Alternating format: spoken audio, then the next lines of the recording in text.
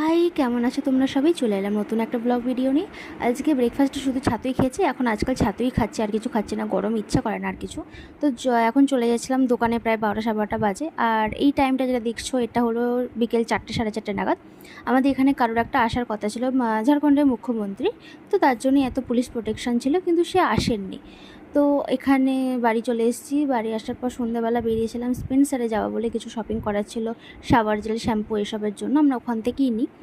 তো ওখানে গিয়ে সব কিছু কেনাকাটার পর ঘুরে ঘুরে দেখছিলাম, আর তারপর এখানে চলে এলাম। এখানে কাপগুলো এত সুন্দর, নিতেও ইচ্ছা করছিল কিন্তু নিলাম না, কারণ সব কিছু হাত থেকে পুরো ভেঙে যায়। এত দাম দিয়ে জিনিস কিনে ভেঙে গেলে তো আর হয় না। কিন্তু আমরা যেহেতু সকালবেলা চিয়া সিড খাই লেবু দিই, তো এই জিনিসটা খুব ভালো, মানে ওই কাপগুলোর মধ্যে খেতে ভালো লাগে। এটা গ্রিন টির জন্য দেখছিলাম, কিন্তু ঘরে কাপ আছে, বেকার বেকার টাকা নষ্ট করার দরকার নেই, যখন নতুন ফ্ল্যাটে যাব তখন নেব।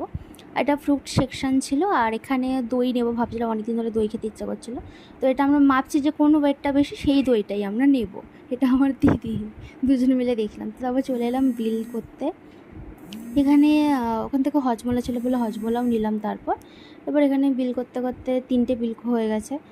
হাফ হাফ করে পেমেন্ট করবো আমরা দুজনে। সব কিছু করার পর তারপর বেরিয়ে গেলাম। তখন প্রায় রাত্রির 8:30 9টার মতো বাজছিলো।